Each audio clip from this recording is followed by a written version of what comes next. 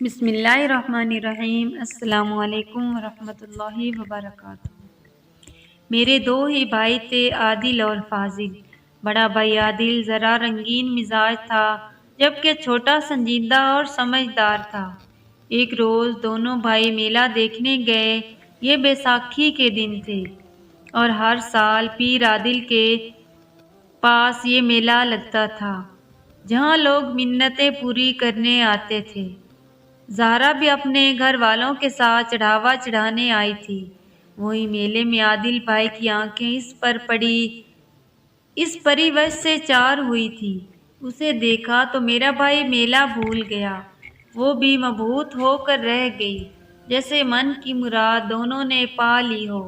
تبھی انہوں نے دعا کے لیے ہاتھ اٹھائے ہوئے ہاتھ گرا لیے اور واپس گھر آ گئے۔ زہرا کا دمکتا چہرہ دیکھ کر میں بھی اس دن تو مبہوت رہ گئی۔ وہ اتنی مونی صورت تھی کہ اس کو دیکھ لینے کے بعد کسی اور کی آرزو کرنا بیکار تھا۔ اتنی سادی اور خوب روح کہ جی چاہتا ایک تک اس صورت کو ہی دیکھا کروں۔ تبھی تو عادل بھائی کی نظریں اس کے چہرہ پر سے ہٹتی نہ تھی۔ میں اپنے ویر کی حالت تاڑ گئی، جانتی تھی کہ عادل کا مزاج ایسا ہی ہے، کوئی شے بھا جائے تو پھر اس کو حاصل کرنے کو دیوانہ ہو رہتا ہے۔ وہ کسی بات پر اڑ جاتا تو منانا مشکل، کوئی ارادہ کر لیتا تو روکنا محال۔ میں نے چاہا اس کو سمجھا لوں، مگر بڑا بھائی ہونے کے ناطے میں اس کے آگے زبان نہیں کھول سکتی تھی۔ زہرا کے باپ کا کھیت ہمارے کھیتوں کے ساتھ ساتھ تھا، بس ایک پتلی پگ ڈنڈی ہمارے اور ان کے کھیتوں کو جدا کرتی تھی۔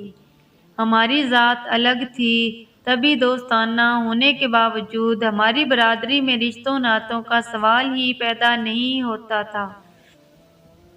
اس پر یہ کہ زہرا کی منگنی اپنے سگے چاچا زاد سے ہو چکی تھی۔ اب موت اس کو لے جا سکتی تھی، مگر کوئی دوسرا شخص اس لڑکی کا ہاتھ نہیں تھام سکتا تھا۔ مگر بھائی اور زہرا ان باتوں سے بے پرواہ ایک دوسرے کی چاہت میں گم ہو چکے تھے۔ فاضل کو عادل کی بہت فکر تھی، وہ اپنے بھائی پر نظر رکھے ہوئے تھا، کیونکہ اس کو کسی ناگہانی سہانے سے بچانا چاہتا تھا۔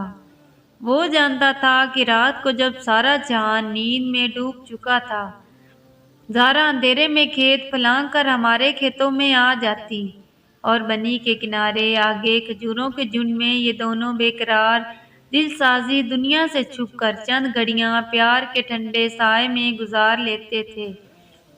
فاضل بھائی نے مجھے آگاہ کیا کہ عادل کا دل اب نہ اس کے قابو میں ہے اور نہ پاؤں میں۔ وہ جس راہ پر چل دیا ہے وہ کانٹوں سے بھری ہے۔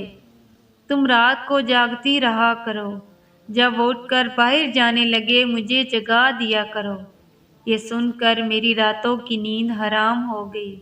رات بھر جاگتی، یوں ہی آدھی رات کو عادل گھر کی دہلیز پار کرتا، میں چھوٹے کو جگا دیتی۔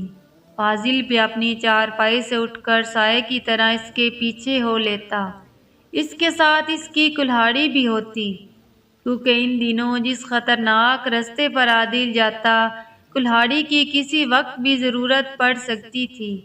عادل تو غافل تھا، مگر میں اور فاضل غافل نہ تھے۔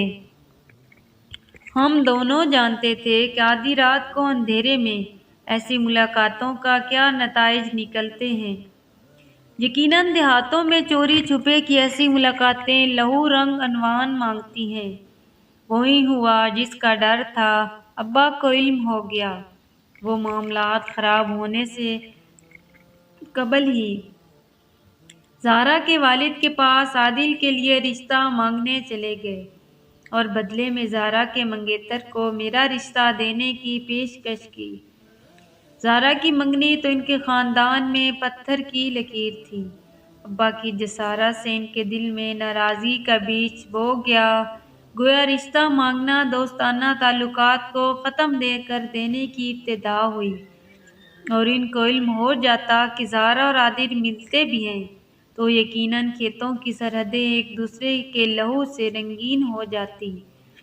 جس رات بھائی اور عادل زہرا سے باہمی صلاح سے بھاگ جانے کا منصوبہ بنایا، اس سے دوسرے روز یہ واقعہ ظہور پذیر ہوا۔ اتفاق سے میری چھوٹی بہن وزیرہ، جس کی عمر تب بھی بامشکل 7 برس تھی، گھومتی گھامتی سڑک پر نکل گئی۔ نہ جانے کیا اس کے جی میں سمائی کہ نادان سڑک کنارے کھڑی ایک بیل گاڑی میں چڑھ بیٹھی۔ مغرب کا وقت تھا، سورج غروب ہو رہا تھا۔ بیل گاڑی کا مالک قریبی مسجد میں نماز پڑھنے گیا ہوا تھا۔ جب وہ واپس آیا، اندھیرا چھا رہا تھا۔ بیل گاڑی میں کماد لدا تھا۔ بچی کو کماد کے گٹھڑے کے پاس ہی بیٹھے بیٹھے نیند آ گئی اور وہ وہاں ہی گاڑی میں گٹھڑی سے لڑک گئی۔ یہ بیل گاڑی زہرا کے باپ کی تھی۔ نماز پڑھ کر واپس آ کر جب گاڑی پر بیٹھا تو بیلوں کو ہانکتا ہوا گھر آ گیا۔ اس نے پیچھے مڑ کر بھی نہ دیکھا کہ کماد کے گٹھے کے سائے میں ایک ذی روح کا اضافہ ہو چکا ہے۔ گھر پہنچ کر وہ گاڑی سے کماد اتار رہا تھا کہ نظر سوتی ہوئی بچی پر پڑی۔ اس نے لالٹین کی روشنی میں پہچان کر کہا کہ ارے یہ تو مٹھو چچا کی بیٹی وزیرہ ہے، مگر یہ یہاں میری بیل گاڑی میں کیسے آ گئی؟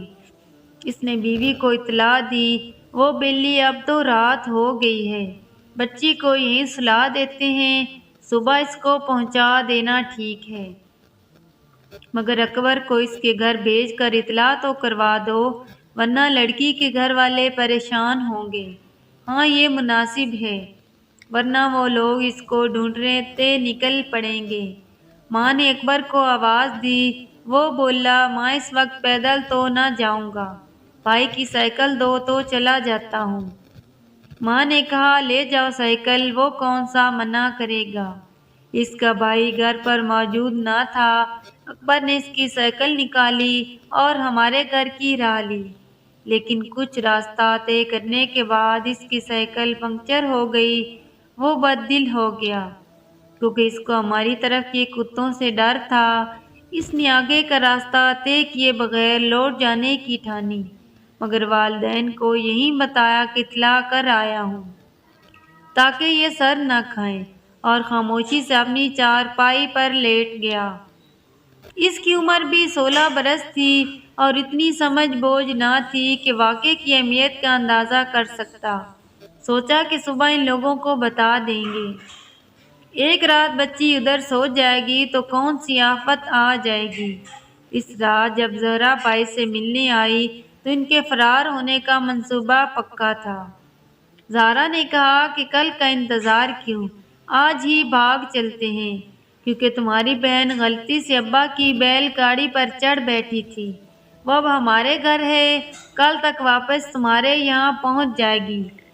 آج ہی سب طرف شور مچوا دو کہ زہرا کے بھائیوں نے ہماری بہن وزیرہ کو دشمنی کی وجہ سے اغوا کر لیا ہے، اسی سبب حساب برابر کرنے کو ہم نے بھی ان کی لڑکی اٹھائی ہے۔ یہ بات بھی پھیلا دینا کہ تمہارے باپ نے تمہارے لیے میرا ہاتھ میرے باپ سے مانگا تھا، اور اس بات کو انہوں نے بے عزتی خیال کیا، کیونکہ میری منگنی ہو چکی تھی۔ یہ جان کر بھی کیوں وہ رشتہ طلب کرنے کو آئے، جبکہ گاؤں میں یہ ایک معیوب بات سمجھی جاتی تھی۔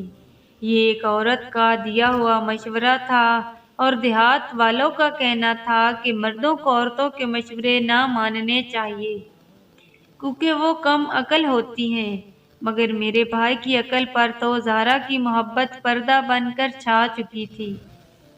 وہ سوچنے اور سمجھنے کی صلاحیت کھو بیٹھا تھا، تو گویا اندھا تھا۔ زہرا اس کی دیدن بن چکی تھی، وہ بہرا تھا اور زہرا اس کی سماعت تھی۔ اس نے زہرا کی بات مان لی اور اپنی معصوم بہن کے بارے یہ بھی نہ سوچا کہ اس کا کیا بنے گا اگر زہرا کے باپ نے انتقامت وزیرہ کو نہ لٹایا۔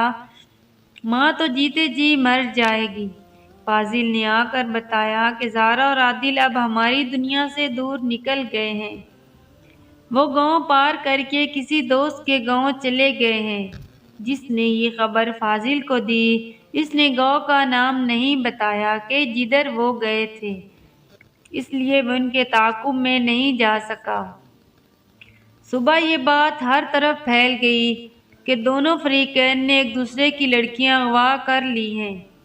کچھ سوچ بچار اور صلاح مشورے کے بعد میرا باپ زہرا کے بابا کے پاس گیا اور کہا کہ اپنی لڑکی کے بدلے تم ایک نہیں بلکہ اپنے دونوں لڑکوں کے لیے میری دونوں بیٹیاں لے لو، مگر دشمنی ختم کر دو۔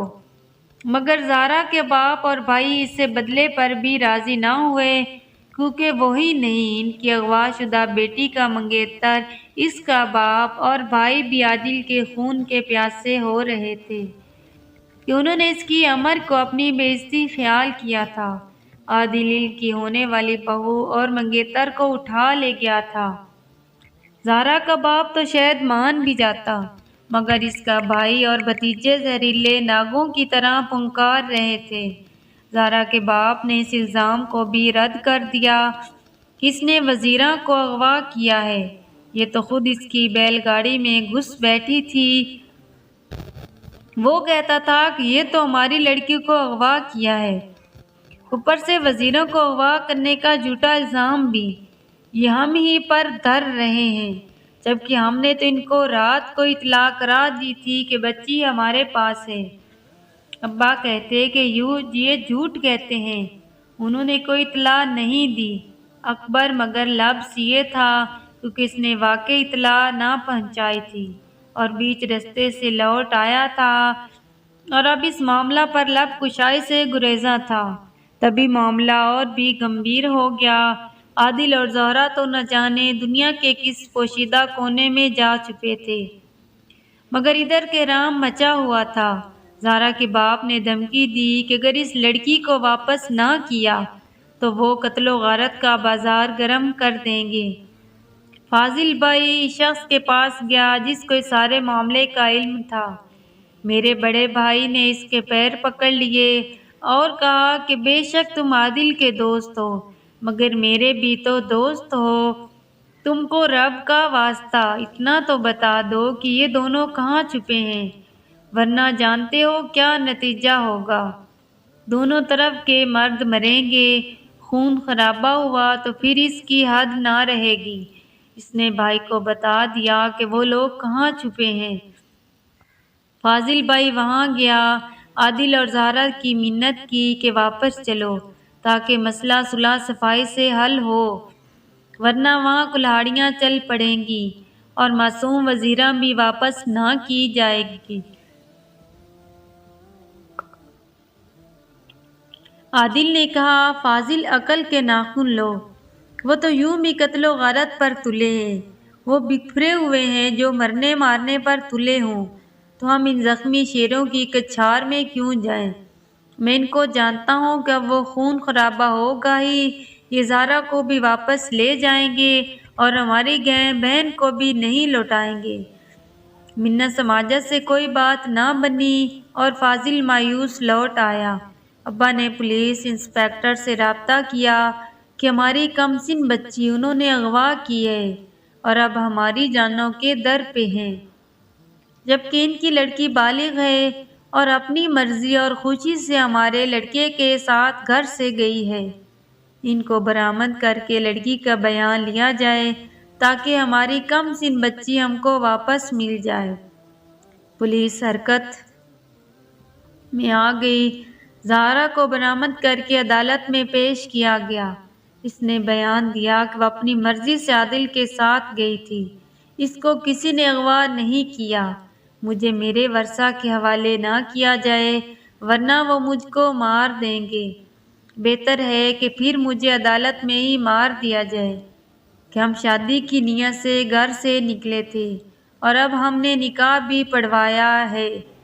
عادل میرا شوہر ہے اور میں اس کی بیوی ہوں، سو ہمیں ساتھ رہ کر زندگی گزارنے کی اجازت دی جائے اور تحفظ بھی دیا جائے۔ نکاح نامہ دیکھنے کے بعد عدالت نے ان کو ساتھ رہنے کی اجازت دے دی۔ وہ میرے والد اور فاضل بھائی کے ہمراہ عدالت سے نکلے اور گھر کی طرف چلے، مگر راستے میں ہی زہرا اور اس کے منگیتر کے بھائیوں نے ان کو آ لیا۔ یہ تین تھے، تینوں میں سے ایک یعنی زہرا تو مقابلہ نہ کر سکتی تھی، گویا دو کے مقابلے میں اس طرف سے 5 مرد تھے۔ انہوں نے ان کو گھیرے میں لیا اور عادل سے کہا، سیدھے سباؤ لڑکی ہم کو واپس کر دو، تم گھر لے جا کر بھی مار دو گے، مجھے یہاں ہی مار دو، میں تمہارے ساتھ نہیں جاؤں گی۔ اس پر اس کے دونوں بھائی آگے بڑھے اور زبردستی اس کو لے جانا چاہا۔ وہ عادل سے یوں لپٹ گئی کہ جدا کرنا مشکل ہو گیا۔ تب غضبناک ہو کر اس کے بھائی اور منگیتر کے بھائی مل کر ان پر ٹوٹ پڑے اور کلہاڑیوں کے وار سے ان کو ٹھنڈا کر دیا۔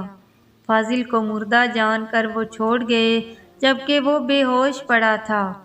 زہرا کے بھائیوں اور دیگر اس کا ساتھ دینے والوں کو عمر قید ہو گئی، مگر اس قصے میں سب سے بڑا المیہ یہ ہے کہ انہوں نے میری بہن وزیرہ کو نہ لٹایا۔ ابا نے بھی آئندہ کی دشمنی اور خون خرابے سے بچنے کو چپ سادھ لی۔